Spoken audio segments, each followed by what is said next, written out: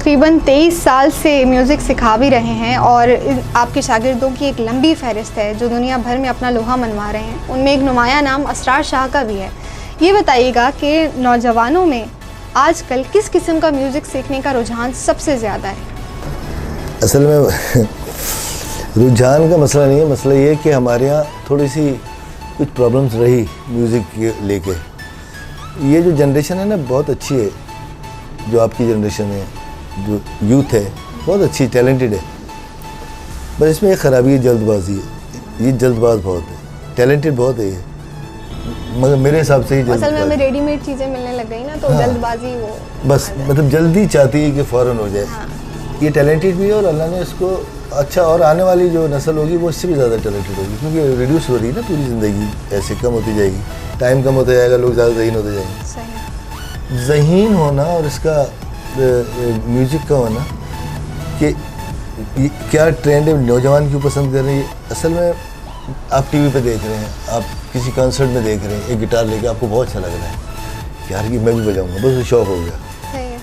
ठीक है, उससे पहले कुछ शौक़ नहीं था, इंस्पायर हो गया यार ये गिटार मैं भी बजाऊँ, अच्छा लगूँ, बाल बढ़ा लूँ, बस गिटार करूँ। अब जब वो गिटार करना शुरू करता है तो उसका जब हाथों में दर्द होता है, फिंगर्स में, तो 3 दिन बाद गिटार छोड़ के भाग जाता है। कंटिन्यूटी नहीं।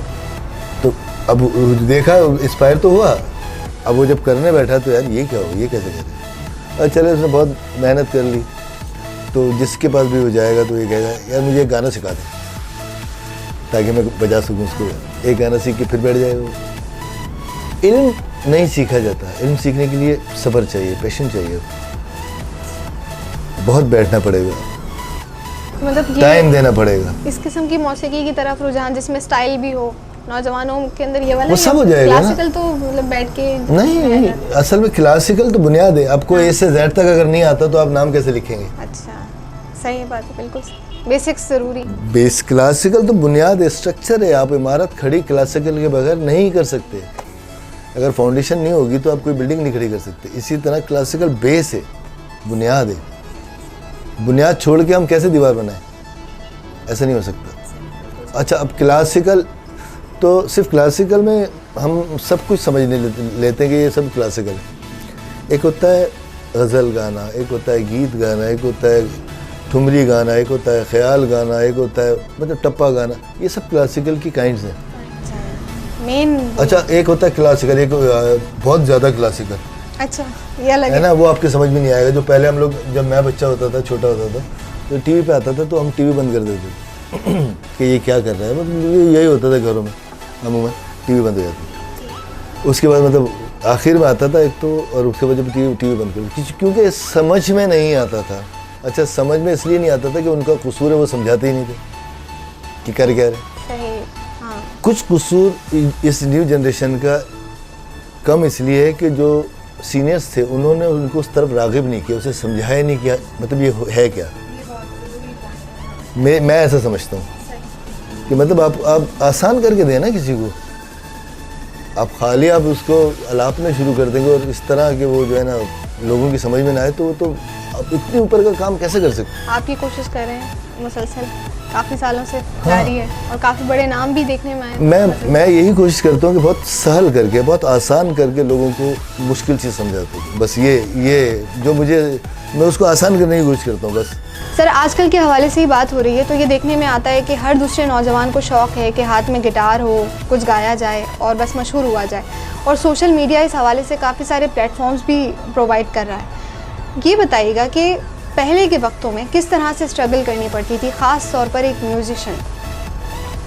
जैसे अभी आपने बताया ना कि ये इस तरह लोग देखते हैं और आगे, ये आज से नहीं है, ये हमेशा से ऐसे होता है कि कोई ना कोई किसी का फॉलोअर होता है। वो तो है, वो तो लाज़मी बात, हर फील्ड में होता है वो तो। शोबिज़ की जो दुनिया है ना, वही दुनिया असल में फैशन लेकर आती है। वही दुनिया इंस्पायर करती है, ट्रेंड सेटर होती है। ड्रेस मतलब अब सारे जो कुछ होता है उन्हीं के थ्रू निकलता है। कभी आपने ये नहीं देखा होगा कि कोई अपना मिनिस्टर हो, उसने बाल ऐसे रखे तो लोग रख रहे हो, कभी नहीं। कोई क्रिकेटर होगा तो रखेंगे, कोई अदाकार होगा तो रखेगा, कोई सिंगर होगा तो रखेंगे। कभी किसी मिलियनर्स को जो है ना कॉपी नहीं किया होगा किसी ने, आर्टिस्ट कोई कॉपी कर रहा होगा। मतलब ये इतना क्रेज़ होता है ये बड़ी बात होती है ना।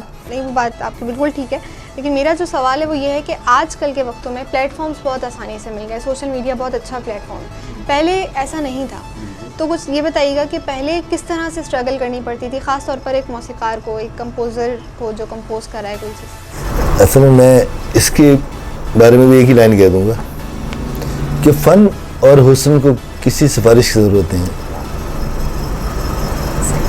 अब फ़न कितना भी छुपा लें, एक दिन सर चढ़ के बोलेगा। हुस्न को आप 7 पर्दों में डाल दें, एक दिन छलक जाएगा। उसकी मिसाल मैं देता हूँ नुसरत फ़तेह अली साहब। उन्होंने 60 साल तक कोई उन्हें जानता नहीं था, 60 years। कोई नहीं जानता था।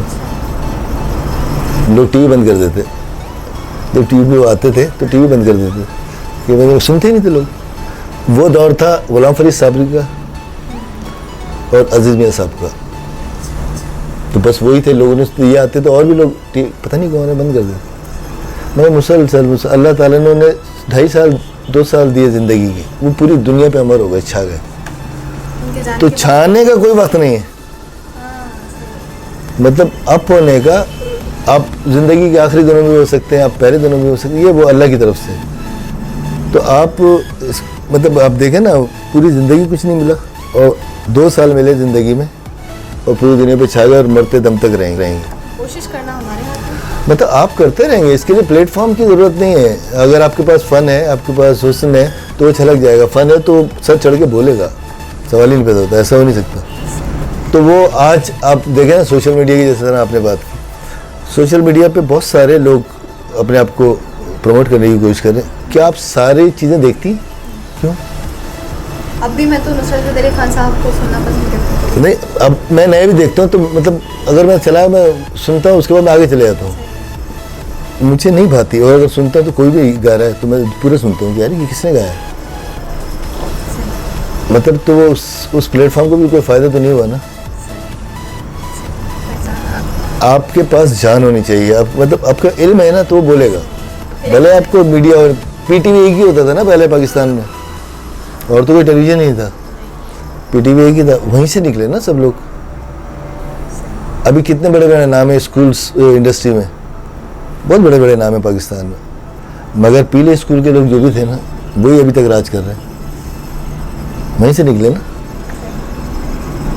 तो अब इनसे जो निकलेंगे वो मेरे ख्याल 10-20 साल बाद शायद लोग निकले, अल्लाह करेगा निकले।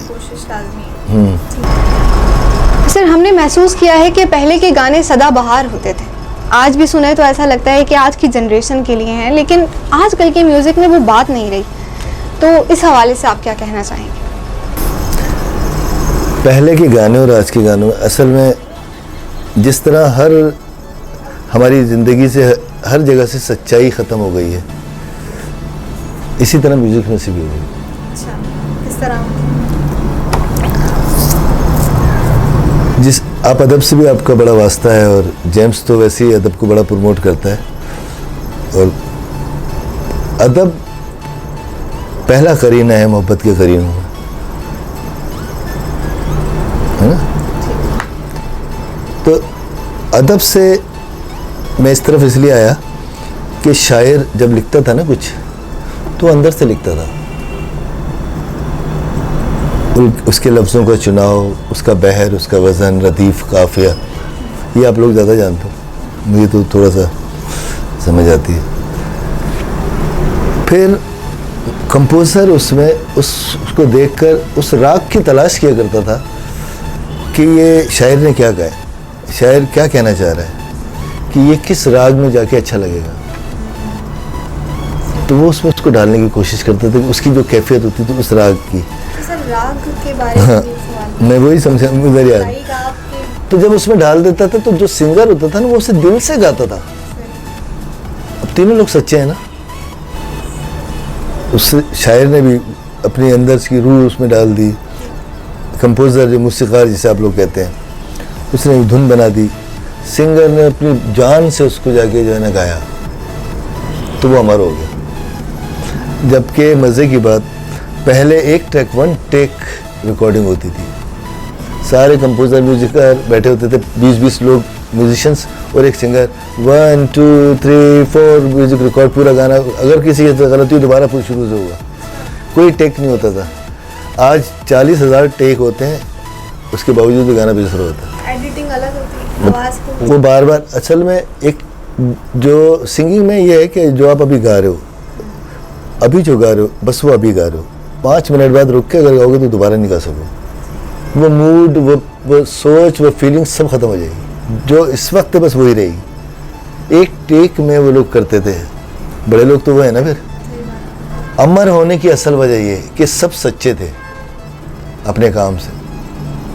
अब हम सच्चे नहीं हैं, हम सोचते हैं आसानियाँ कैसे हों, मेहनत नहीं होती हमसे, इसलिए अमर नहीं हो पाते। राग आज भी वही है, जिस तरह आप राग की बात कर रही थी। राग सर कहा जाता है कि वक्तों के हिसाब से होते हैं, अलग अलग वक्त के अलग अलग राग हैं। बिल्कुल। तो उसमें थोड़ी रोशनी डालिएगा कि ये क्या रागों को कहते हैं ना, वक्त चलता ही रहता है, रुकता नहीं है, एक पल में ये आगे निकल जाता है। आदमी ठीक से देख पाता नहीं और पर्दे से मंजर बदल जाता है। वाह, ये किशोर दा का ये सॉन्ग है, बड़ा अच्छा गाना है। तो वक्त को अगर कैद किया है ना तो वो सिर्फ रागों ने किया है, वरना वक्त कैद नहीं होता। सही बात। वक्त तो चल रहा है। कैसे कैद किया सुरों ने, रागों ने, कि मैंने कहा ना कि साइंसदान असल में ये लोग हैं जिन्होंने राग बनाए, ये बनाए। मैं मेरी नज़दीक, बाकी तो सबको मैं मानता हूँ, मगर इनके बाद तो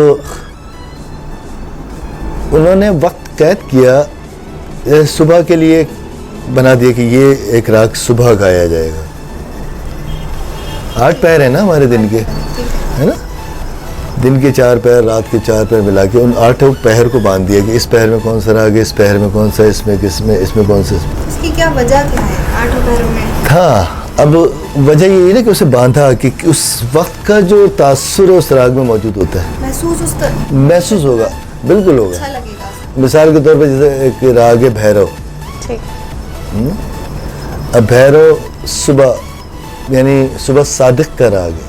अच्छा। अर्ली मॉर्निंग, फजर का जिसको वक्त कहते हैं। अर्ली मॉर्निंग, फजर से भी पहले। हाँ, अर्ली मॉर्निंग मतलब पौ फटने का वक्त।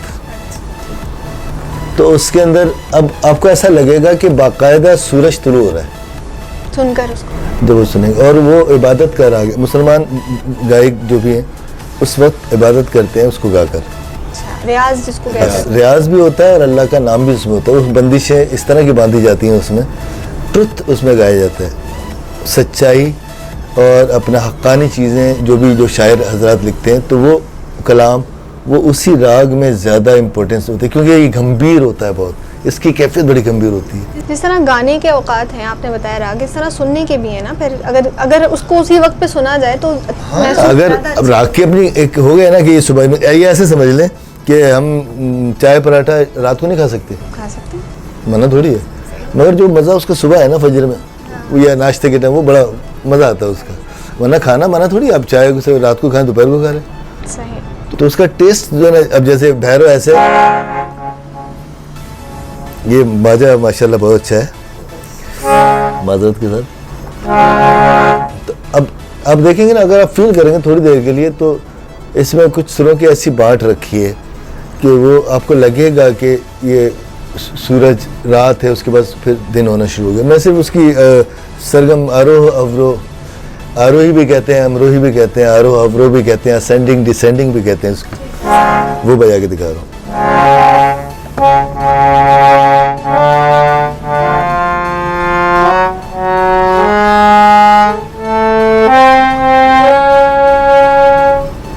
अब यहाँ से अब आपको लगेगा, यहाँ से देखें, मतलब जस्ट लाइक शाम खत्म हो गई और रात की तरफ जा रहे हैं हम, है ना।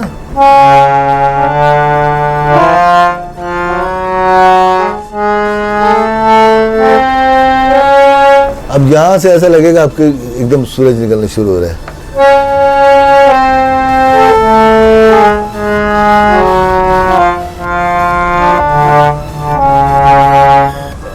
बिल्कुल जैसे ही फील हो गया एकदम सूरज तुलू हो गया पूरा। ये बाजे का ये थोड़ा सा हवा का मसला है, खैर है। ये सुबह का राग कहलाता है। सुबह, अच्छा सुबह मतलब ख़ास वक्त, सुबह के बहुत सारे राग हैं। ख़ास वक्त मैंने कहा ना अर्ली मॉर्निंग, ये उस वक्त गाया जाएगा। अब इसमें बहुत सारी चीज़ें आप देखेंगे ना, बहुत सारे ऐसे कलाम ज़्यादातर जो बने हैं वो उसी में बने कि वो उसी से ट्रुथ हो, कोई कलाम हो। जैसे कोई एक मिसाल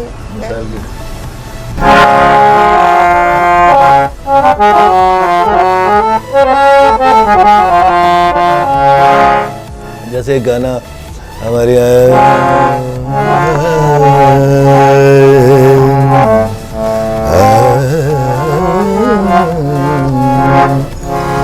आपकी जनरेशन का एक मैं गाना सुना दूं ताकि वह ना, साईं तू ही मेरा सच्चा साईं तू है, मैं तेरा बंदा तू ही मेरा मौला, साईं तू ही मेरा मौला साईं। कहाँ बात हो रही है? अल्लाह से, मतलब उसी के लिए गाया जा रहा है ना।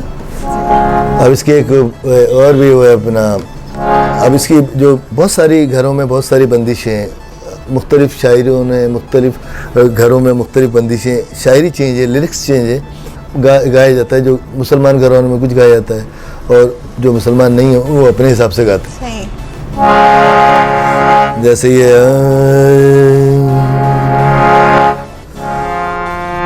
पंजतन की सेवा कर रे,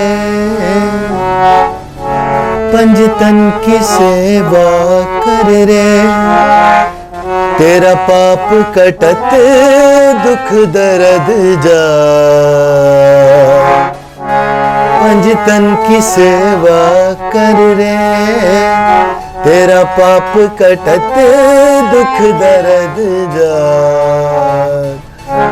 अब ये सुबह शादी को नमाज पढ़ ली, ये राग की इबादत भी है, रियाज भी हो गया, मतलब बहुत सारे काम इस तरह होते हैं। अब इसका कलर वही, अब जब आप उस वक्त ऐसे सुनेंगे या गाएंगे तो इसका असर आप पे तारी हो जाएगा, क्योंकि नाश्ते का मैंने जिस तरह बताया उसका टेस्ट वहाँ है, वरना ये मना नहीं कभी भी सुने आप, जब चाहें सुने कोई फर्क नहीं पड़ता। तो ये बंद गया ना, सुबह बांध दी। शाम में आप जब जाते हो तो शाम में यहाँ से शुरू हो जाती है शाम।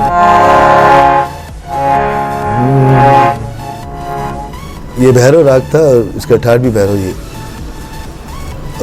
ये ठाट कल्याण राग यमन, इसको हिंद में कहते हैं यमन। ऐसा माना जाता है कि यमन से निकला राग। अब क्या है,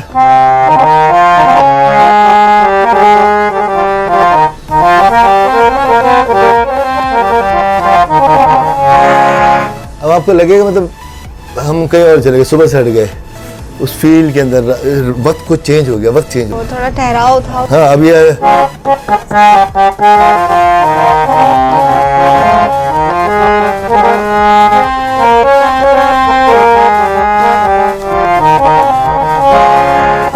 चेंज हो गया, इसका माहौल चेंज हो गया, सुर वही साथ है, अब दूसरी सुरों को ले लिया गया इसमें से, तो ये यमन की तरफ चलेगा, राग यमन।